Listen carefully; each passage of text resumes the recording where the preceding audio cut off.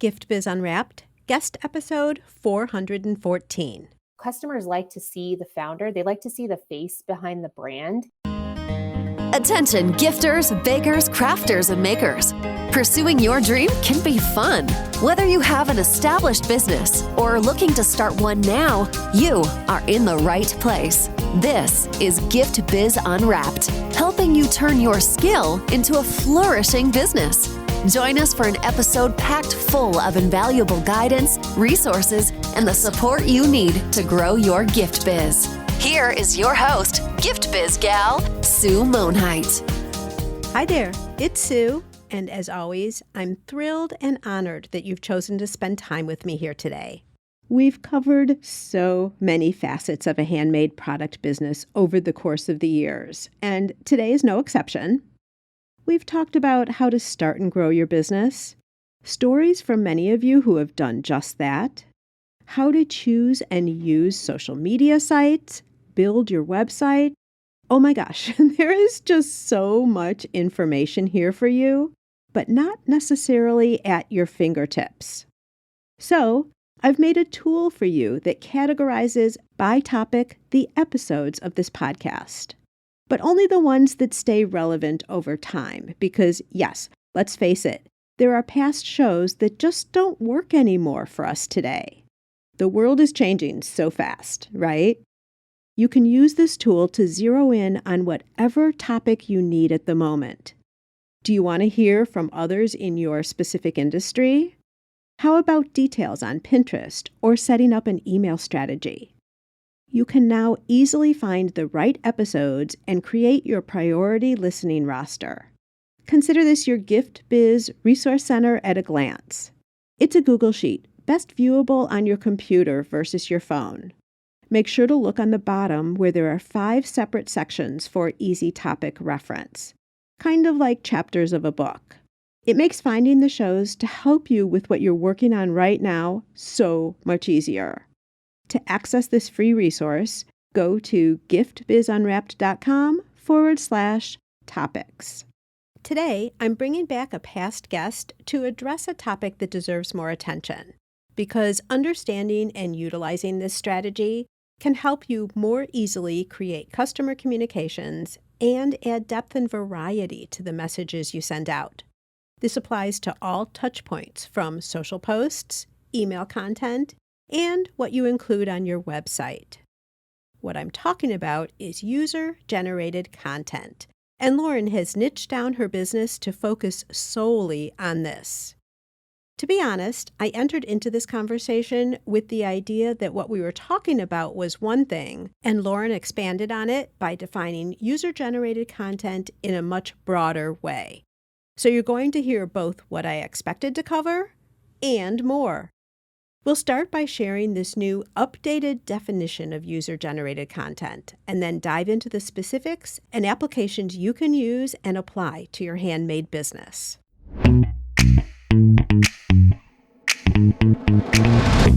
Today, I'm really excited to bring back Lauren Schwartz of the Loft 325. She is a thought leader in producing profitable creative strategies for e-commerce brands and a design professional with over 15 years of experience within the digital space.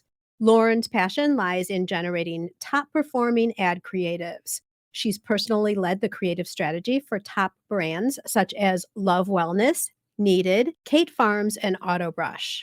When not working with clients, Lauren teaches others her profitable creative methodology, focusing on direct-to-consumer advertising, Facebook, Instagram, and TikTok. She also spreads her knowledge as an AdWorld Conference speaker, which she's been doing for the last 3 years. Lauren, welcome to the Gift Biz Unwrapped podcast again. Thank you for having me again, Sue. I'm really excited to have you here, and I'd love to kick it off with an update of what's been going on since January of 21 for you.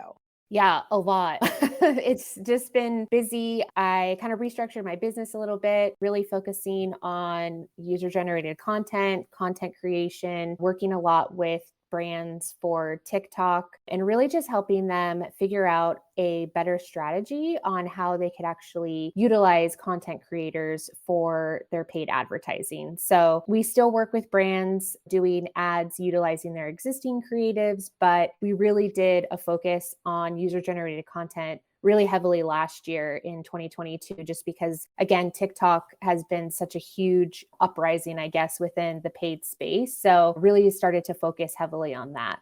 Got it. And that's perfect. That's why you're the best guest I can have for this topic, because I feel like we've talked about user-generated content over the course of time, but it's always been added to a list, like different types of content you can use for social media posts, so it gets talked about a little bit, but not really diving in like I want to today. Right. So this whole show, all I want to talk about really is user-generated content, because I feel like it's really been underutilized and it's a huge opportunity for everybody. Yeah. So with that, let's kick it off so that everyone's on the same page here. What is user-generated content and its value? There's different forms of user-generated content. I mean, essentially, the term user-generated content is an individual, either someone who's purchasing your product, will give a review or testimonial and talk about the product that that they've either purchased from you. There's also influencer content, which I think gets a little confused with user-generated content, and then there's content creation. So there's so many different definitions of it, but essentially what it is someone just really shooting content on their phone, talking about a product, sharing it with their audience, and really making it look as native to the platform as possible. So that's what content creation, user-generated content is. Again, it's changed in so many different formats with how it's being talked about and utilized. Influencer content is more of a brand sending a product to an influencer where they're essentially sharing it with their own audience. They're shooting it in their aesthetic, the way that they want to talk about the product, not necessarily brand focus. And then content creation, again, is still user-generated content, but you're essentially paying actors, content creators to shoot the product aesthetically so that it's pleasing to the audience, so that it can be run in an ad, run in organic. So again, there's different definitions of it, but essentially that's what it is.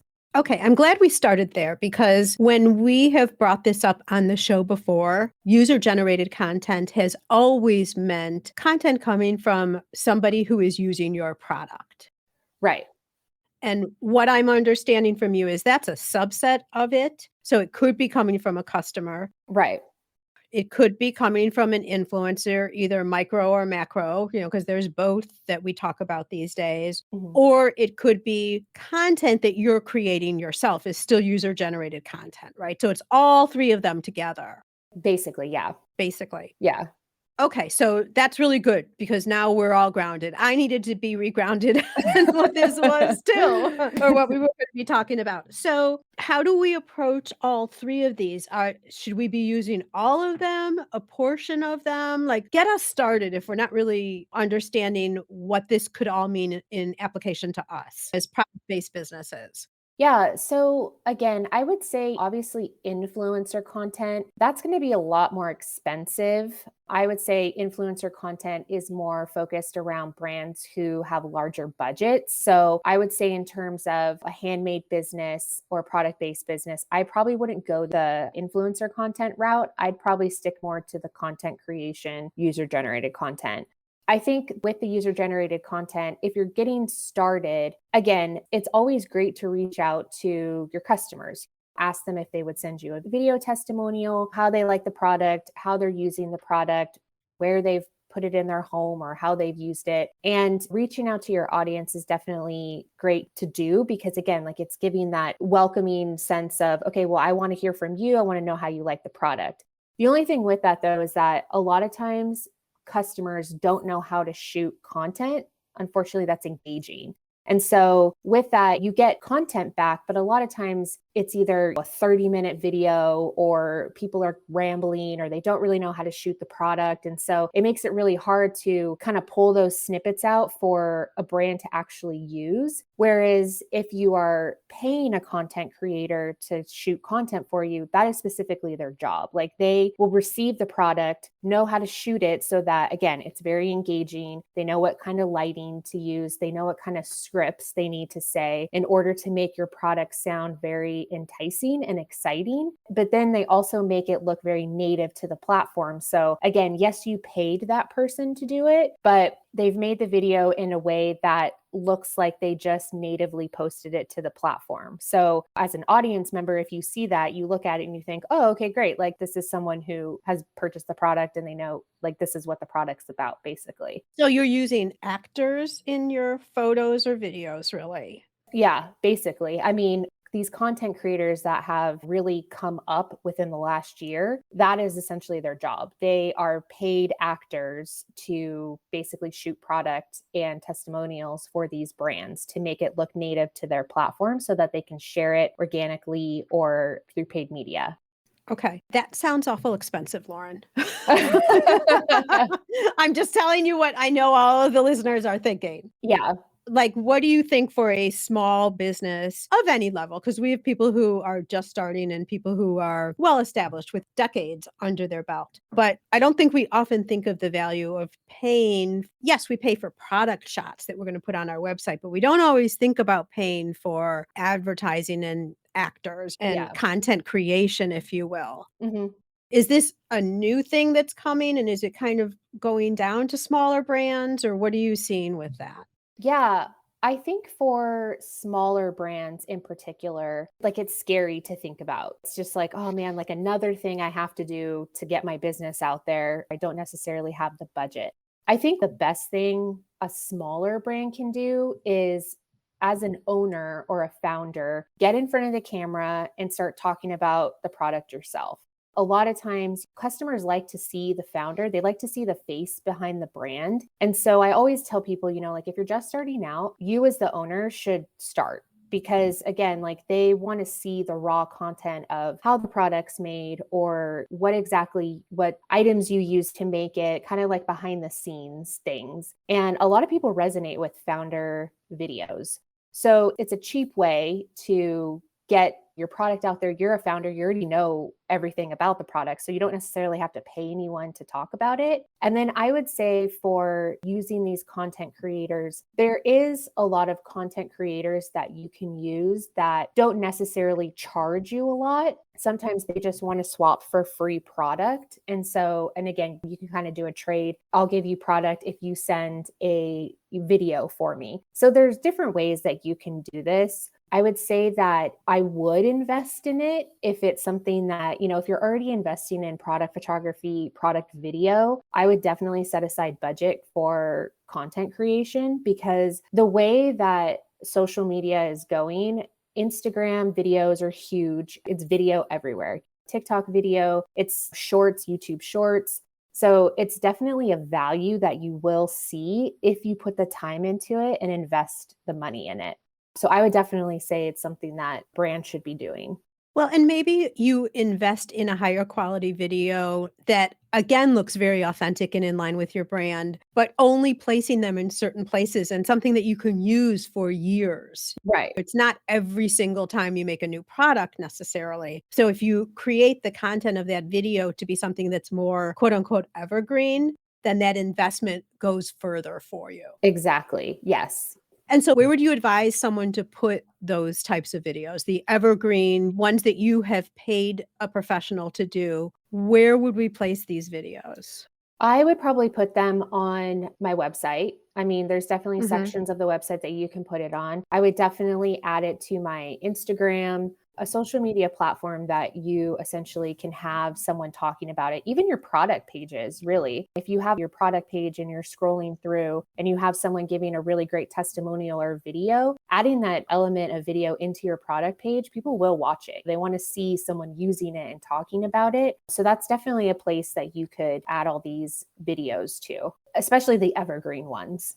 I'm also thinking like introduction emails, someone who's just bought your product and you're starting that automated flow Yeah, into getting to know them. And maybe also another thing I think is it doesn't have to be the full video. It might be just a couple of clips from a video too. So you can take that and repurpose it however you want. I'm thinking it probably depends on the contract you have with the videographer for sure, right? definitely. Yeah. Okay. All right. Can you give us an idea of pricing of some of that? If you were just doing like maybe 2 or 3 videos, a minute a piece, maybe? Like, what are we looking at by ranges? Again, it depends. I think if you're working with a content creator who will edit the video themselves, they have packages where they start from 200 and they go all the way up to 1,000 Per video? per video. Yes. Okay. Some of them will come with packages too. So they'll kind of separate it out where they'll give you 2 videos for one price, but the only thing that will change within those videos is maybe the first 3 seconds. So then you're getting at least 2 kind of hook variations where it's still technically the same video, but they're maybe changing the first 3 seconds. And then you can kind of use that in different places as well. So again, it kind of depends on the range, but I would say like the lower end would definitely be from 300 to $1,000. Okay. I like that idea of having some of the either the intro portion or the outro, like something adjusted where you can use the same inner content. Yeah. Yeah, and honestly, if someone adds one video a year to their business, updates, and then still uses the past one, this doesn't have to be a one and done $10,000 investment necessarily, Right. unless you want it to, unless you're big enough, right? For those who are, can definitely do it that way. So you made me start thinking because I've never really thought about actors on video before. So what if somebody wanted to use a friend and like have them act?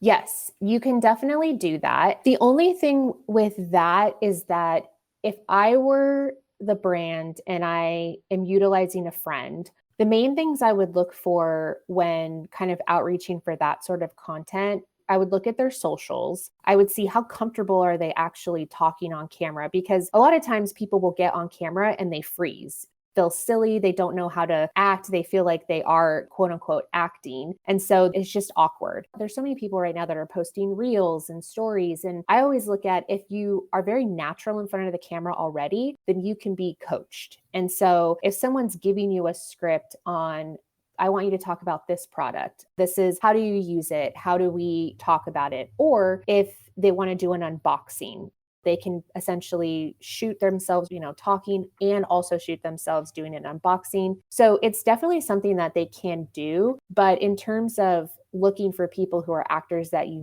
I would always make sure to look at their social and just see how comfortable they are talking in front of a camera, because that's going to be probably the biggest thing for them when doing that sort of content.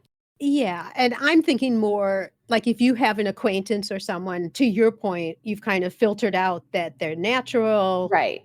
So I'm thinking about whether if you have a friend who you feel could be a really good fit and you're actually willing to pay them for it. Yeah. So like to your point, you send them a product. My now daughter-in-law used to do this with one of her old businesses, and she's actually got another job doing something similar, but she in the past has worked with photographers all over the world, and they sent product, and then she also had a sheet, so it had guidelines of what to do Hmm. when they're taking photos. Now this was never video, it was all photos at the time, right? Right. But if you're paying somebody, I don't think it's a problem to do something like that where you have the guidelines, like here's the way you make the lighting right. Here are some points that I'd like you to capture. I want this to be a lifestyle photo where it's not just of itself or unboxing to your point. Yeah. So I think if you're paying somebody, you could send along that guide sheet that you create once and then send it out whenever you find yourself in a situation like that. Yeah, definitely. So when we work with our content creators, we have an entire sheet of guidelines, items that they can, bullet points that they can talk about in terms of the brand, what we want them to point out And then we also have a lot of do's and don'ts. So you can't say this or you can't say that. Don't film with this lighting, or like there's different guidelines that we do set forth to the creators, but it's basically just a bullet pointed sheet that they can look at so that when they're actually going through and they're looking at the content that they need to shoot, obviously we want them to be as natural as possible. So we just give them these highlighted bullet points of, we want you to talk about these things, but use it in your own way that you would talk about it so that it does sound natural. You know, you don't want it to sound scripted. You want it to sound natural. So definitely, I mean, if you're paying someone to do these things, you can give them as many guidelines as possible. It's your product and your brand. So you obviously want it talked about in a certain way, but then you also don't want to make it so overly, I guess, you don't want to have so many guidelines that then it just doesn't sound natural because they're trying to figure out what I should say, where it doesn't come off in a sense of, oh, well, this just doesn't sound good. Right. Like you're trying to fit them in some very rigid box or something. Exactly. Yes, Yeah. So definitely not sending scripts that they're supposed to read from or something like that. exactly. Yeah. All right. So let's focus on user generated content from the way I remember the term being used, where you try to organically get people to send you photos or tag you on Instagram shots or do an unboxing or that type of thing. Mhm. What do you see as the value, and do you see receptivity to that kind of a strategy today? I mean, it's still good to have that because you still want people organically posting about your products. I mean, that's still always great to have within your asset library. In terms of how effective it is, I don't know necessarily the effectivity, like how effective it is, because right now, so many people, so many brands are understanding that high quality video in terms of how it's shot, how I'm going to grab your attention. So the landscape has changed so much that I just don't know if those are as effective as what is currently happening with content creators. So are you saying that more refined professional videos are now outshining the organic picking up the phone and talking into the phone? No, so it's more, I guess, more just of the paying a content creator to shoot the content with their phone, as opposed to organically having like customers come in. Again, like it's still good to have, but with that sort of content, like I said, you're not necessarily always getting the best content. So it doesn't always generate as much leads or clicks or buys with that sort of content, but it's still good to have. Okay, what about an organic program that kind of auto generates itself? Like if someone purchases a product from you Mhm. and you send, let's say, an online receipt, or you put something in the box with the product and you say something like, take a picture with you in your gorgeous new earrings and post it on Instagram, make sure to tag so and so, or something like that, that you do for every single customer.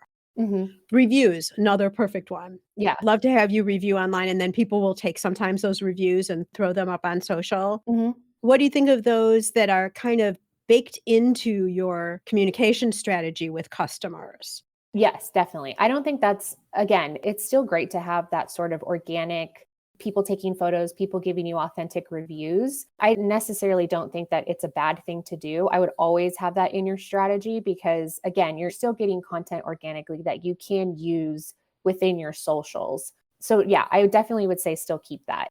I mean, it's not a bad thing. It's not going to hurt not having it. I would just say, like I said previously, if I'm shooting more content to sell my product, I would say user generated content, content creation would probably be the better way to go in terms of adding that in. I would have more of that. Actually, I probably have 50-50, where it's a lot of Mm. people sending you photos, video testimonials, along with people actually shooting the product and giving more of a actor related approach. I would almost, to my way of thinking, put influencer marketing in with the paid content creators, that you could kind of think of them as a group together. Exactly. So 50% where they're more structured, more thought out content and photos, Mhm. that you're probably paying for or you're trading product for, as you'd mentioned earlier. And then 50% some that I just use the word organically because it's easier. Like you Right. have it in your processes and someone leaves a review so you can take the wording of that review, or you're at a craft show and someone buys your product and puts it on. You say, hey, can I take a picture of you in those new earrings, whatever, using the same idea. So 50-50 for something like that. Exactly. Yes. Okay. So that brings us to content strategy overall, I guess, because we've thought before about, I'm going to do this many posts on Facebook, or I'm not using Facebook anymore. I'm doing Instagram, and on Instagram, whichever portion of that platform you're using, Pinterest, whatever it is, but not so much necessarily formalizing out what the content would look like. Obviously, we have promotion cycles Right. depending on our product. There are holidays that come up that we tie into. But what would be your direction from someone who's starting with a blank slate, product creator now, for content strategy? I wanted to pause this discussion for a second to let you know that I recognize you may be feeling overwhelmed right now. I mean, I bring on great guests who are specialists in their fields, and we get into fabulous conversations that can help grow your business. So, after the show, you have the full intention of grabbing a download, making an adjustment on your website, or any number of other ideas that arise as a result of this podcast. But what happens? You get back to your other activities, and the momentum you once had gets lost. What you've planned to do is forgotten. Then you feel bad because your business is going on as usual without implementing anything that would help grow your business. We're just too busy doing all the things, like a robot, moving from one thing to another without thinking. Because we have to. I get it. I've been there. But guess what? There is another way. Since I recognized this exact behavior in my own business, I set out to do something about it. And now, what works for me, I'm sharing with you. I formalized the process, and it's called the Inspired Daily Planner, made specifically for gifters, bakers, crafters, and makers. But it's not your ordinary planner. First off, it comes with a video explaining my productivity strategy. Plus, it's not dated, so you can start using your planner the second it arrives at your doorstep. And that's not all. Included for each day is a motivational message or business building tip, and plenty of space to capture and book in time for to-dos, schedule appointments, and all those other ideas that are now getting lost. Think of it as a book and a planner all in one, yet compact enough to carry with you and resource as necessary. It's the perfect solution to truly act and move your business forward. Go to giftbizunwrapped.com/inspired to get your hard copy planner along with my Power of Purpose video that will set you on the path for true business growth. This makes a great gift too. So if you have a biz bestie, pick up a planner for them too. That link again is giftbizunwrapped.com/inspired. Okay, let's get back to the show. Yeah, I mean, I would definitely, again, if you're starting any sort of business, any sort of e-commerce business, you have to have a strategy. Definitely adding in that. You do? Can you repeat that one more time for everybody? Yeah, definitely have a strategy. Okay. Because again, you have to make sure, like you said, you're hitting key moments in the year with holidays, sales, all of that. And so, especially if you're using a content strategy, if you want to put more budget behind those particular things, or launches too, if you want to have those particular things be more prevalent in your marketing, then you definitely need to set aside that time. I would at least give, in terms of content marketing, at least 2 months ahead of time. One, so you can send out all the product, make sure that you receive the content back on time and it's everything that you want edited wise. Because again, you're working with content creators. Yes, this is their job, but content creators are very challenging to work with sometimes because they don't necessarily understand the urgency of how quickly you need something back. And so if you're waiting till the last minute to get this stuff done, most likely you're probably going to miss that launch with the video using for them. So I would definitely make sure that you're planning ahead in terms of, okay, this is the year that I have. These are all the key moments in my year. I need to basically work backwards from that. And I would always give yourself buffer room because you're going to run into those moments when maybe you don't like the content. Maybe they need to reshoot it. Like there's different things that happen within the content creator flow that you always need to make sure you're having enough time to adjust if needed. So I would definitely make sure that you're laying everything out for the year and then working backwards. Well, and if I were doing this, I would put deadlines, especially if you're paying somebody. Right. I need to have the images back along these guidelines by X date, and then put a buffer in there to your point of, oh my gosh, can you shoot this from another angle or whatever the issue is, if you need a little editing. Right. And that's something that when you're vetting out these content creators too, make sure that you do have revisions and always make sure that you're asking, what are the revision deadlines? How many revisions do I get? Do I get reshoots? Those are all things that you should be asking because yes, even though as a brand you do have a deadline, like I said, content creators will shoot a lot of content and majority of them will do a good job and get what you need back on time, the more professional ones. But I have worked with content creators that it's like they just don't care that you need to hit a deadline. And so unfortunately, you miss deadlines as a brand and then you're kind of stuck because you need to get this content. So that's why I would just make sure, like, as you're vetting people out, read the contract, make sure that you're getting everything that you need and that you have specific deadlines. Then also make sure you're giving yourself a buffer. And a plan B, especially if they're brand new. Yes, exactly. And then I'm guessing at some point, then you build your list of people that you feel comfortable with. Right. You want to know that when you're getting back the pictures, you're going to love them Right. because they're representing your product. And once you get a couple of people in your lineup who you're liking, I guess, then you just go back to them all the time. Exactly. Yeah. If you start building your list of content creators who, one, are super reliable and they just get it, they get your product, they get your aesthetic, then definitely keep reaching out to those people. And a lot of times, like creators, obviously, they like to work with existing clients. Like they like to continue to work with the same clients, one, because it's for them, it's just a revenue stream that is constant. And two, like they're just always going to do a good job because they want to make you happy. And if you have a good relationship, it just makes it so much easier. True. So where do we find these golden content creators? If you don't have anyone in mind, what do you do?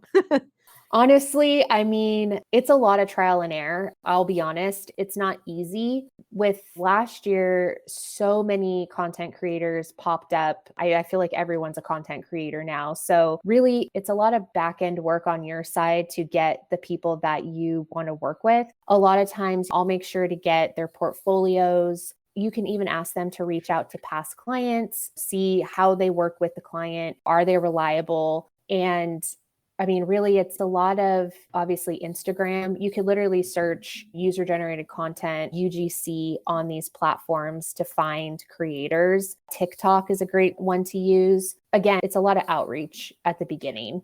When you're saying content creators, are you looking for the same person to do the words as the images, or are they two separate people?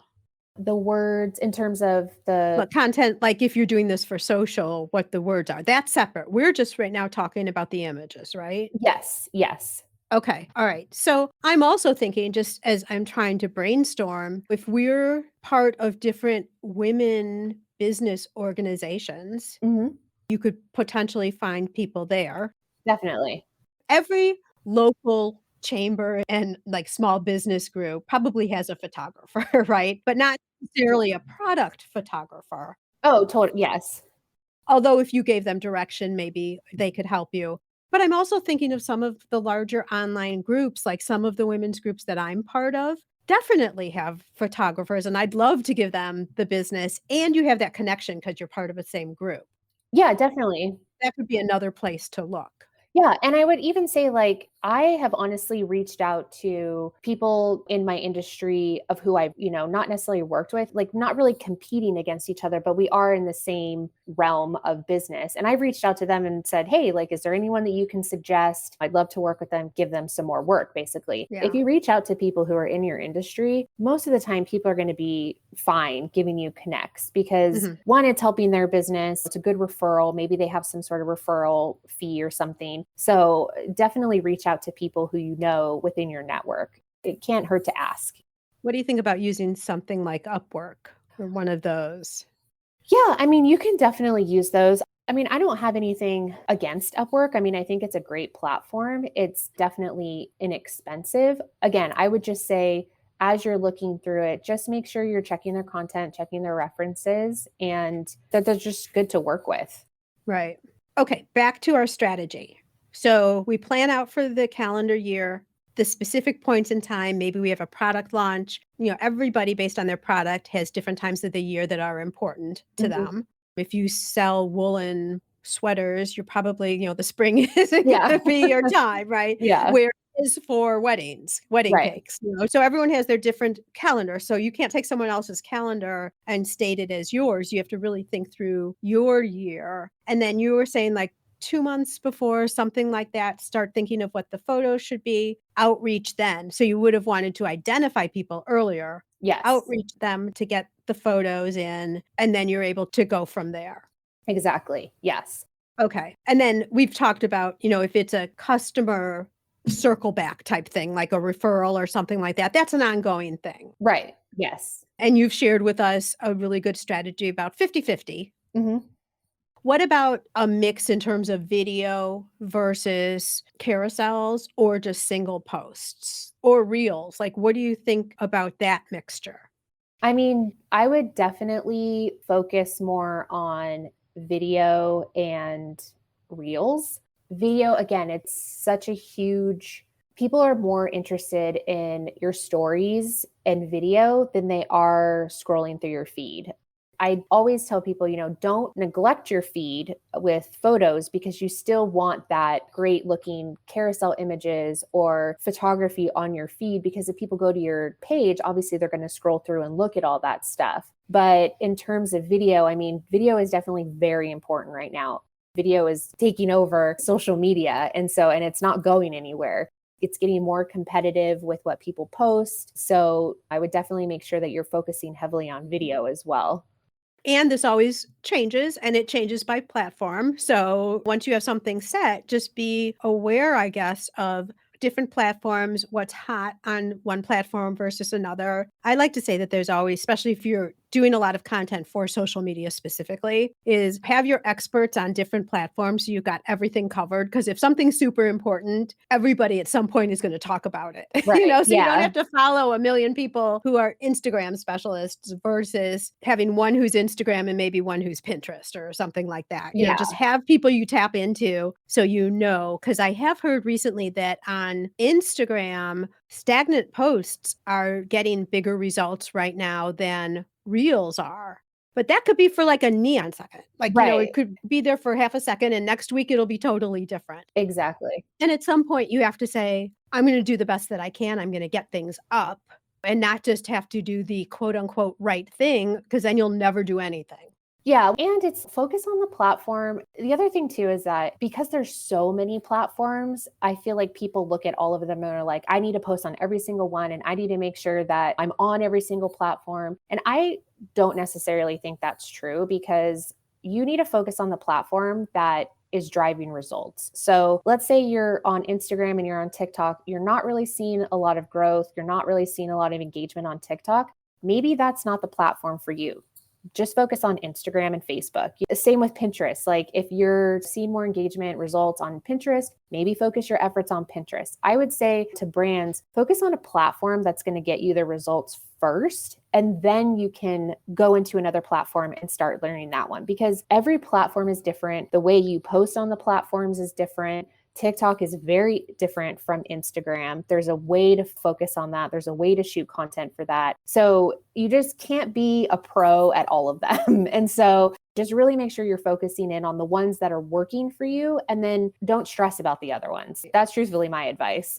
Right. Well, and I'm also thinking, don't also just focus on the one that you like the best. You need to focus on where your customers are. Yes, exactly.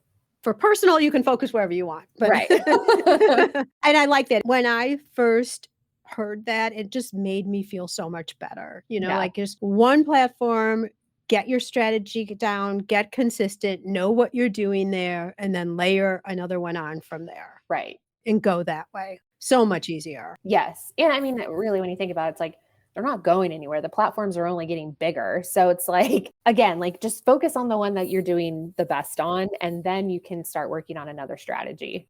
Yeah. And if you have someone who's part of your business team, like let's say you have someone younger who is like an Instagram whiz, doesn't mind even being on video because it doesn't need to be you. Right. Use them for that, for a Exactly. portion of your social media strategy. It doesn't only have to be you. Yeah, exactly. Definitely.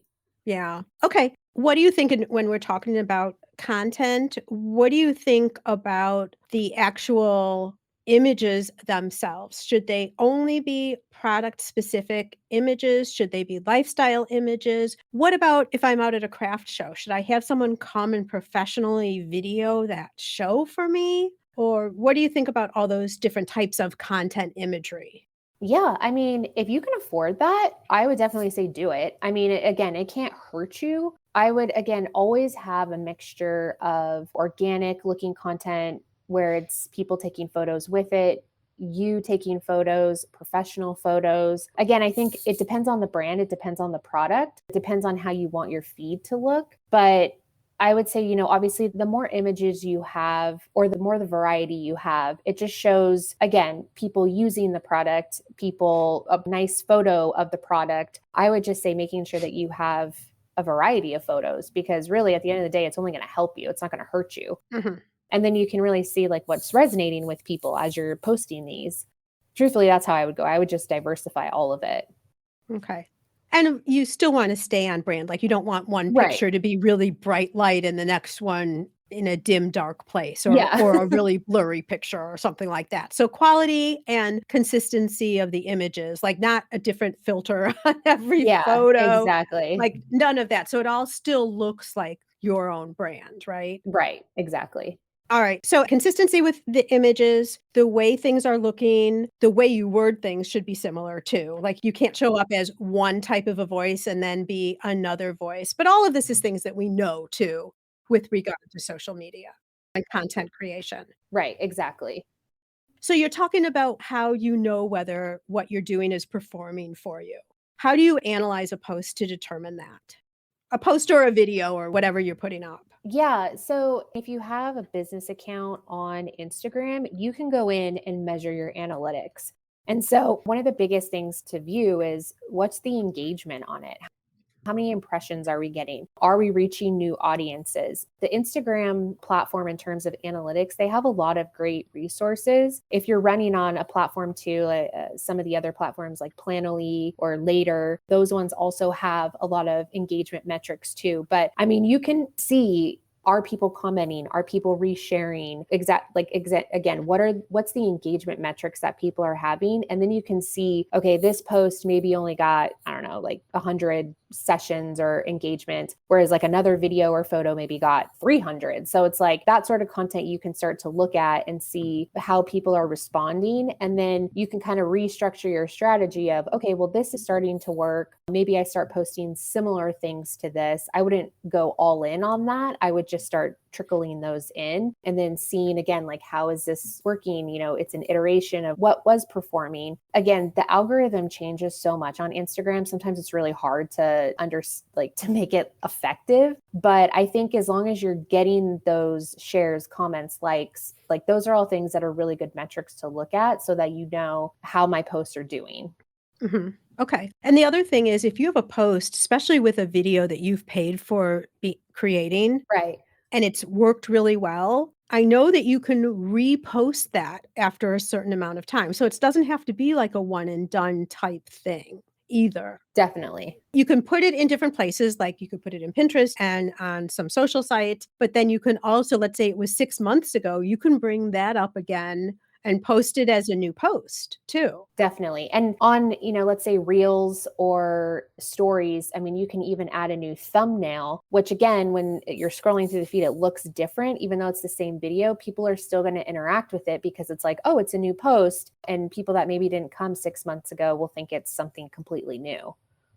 Right. Again, when you're putting forth the money, it's not a one and done type thing. You can think of other ways you can use it. Right. Snippets of a fuller video, reposting that founder's video we were talking about earlier can go up on social over and over again because you get brand new people following and unfollowing all the time. Right.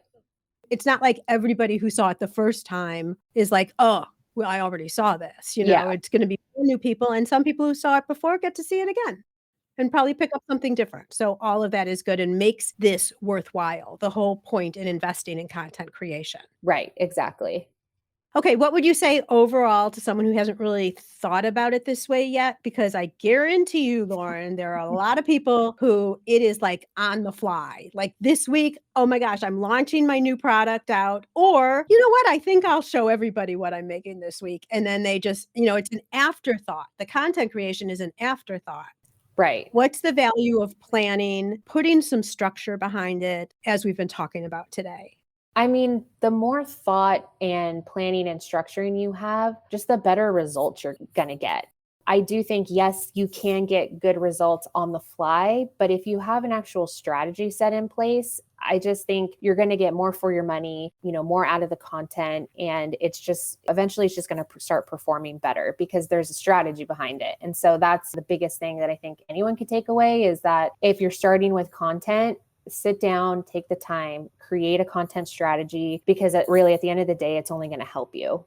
Yeah. Have a plan, execute the plan. Yes. Repeat what's working, add in other things, and go from there. Exactly. Well said, Lauren. That was fabulous. Share with us more about what you offer within your business so everyone who's listening knows more about what you do. We mostly work with e-commerce brands. We do all of their paid social. So again, we do the ads for all platforms, but then we also do shoot content for brands as well. So we have organic content that we shoot, and we also shoot content for paid social. So we are essentially just a creative partner for brands to really help execute any sort of content strategy they're looking for, organic and paid, to really help them level up their creative. Wonderful. And where can people find you? So the website is The Loft 325, and I'm on Instagram and Twitter at Loft 325. Perfect, Lauren. Thank you so much. I really appreciate all of your expert advice and guiding us through this new world of user-generated content. Really appreciate it. Yeah, thank you, Sue. So what do you think? If you've never considered user-generated content before, I encourage you to take a step in this direction, even if it's a small one. Invite people to take a photo of how they're using your product and tag you on Instagram. Or in an after-purchase email, ask for a product review. These are easy things to integrate into your normal processes that can bring in user-generated content naturally. I mentioned in this episode my daughter-in-law, Bree, and her experience working with photographers nationwide to create images for social media. You can listen to that episode for more details on how to set up your process in episode number 164. If you're enjoying the podcast and would like to show support, a rating and review is always fabulous because it helps get the show seen by more makers. It's a great way to pay it forward. And there's another way where you can get something tangible in return for your support too. Visit my merch shop for a wide variety of inspirational items like mugs, journals, water bottles, and more featuring logos, images, and quotes to inspire you throughout your day. Makes a great gift too.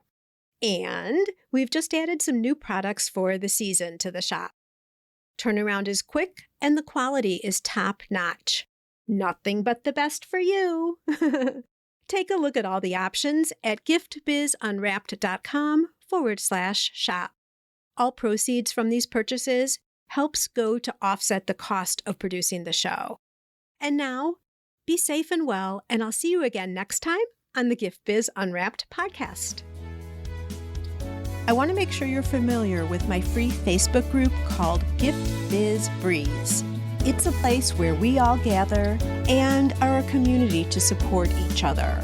I've got a really fun post in there that's my favorite of the week, I have to say, where I invite all of you to share what you're doing, to show pictures of your product, to show what you're working on for the week, to get reaction from other people, and just for fun, because we all get to see the wonderful products that everybody in the community is making. My favorite post every single week, without doubt. Wait, what? Aren't you part of the group already? If not, make sure to jump over to Facebook and search for the group Gift Biz Breeze. Don't delay. Come join us in Gift Biz Breeze today.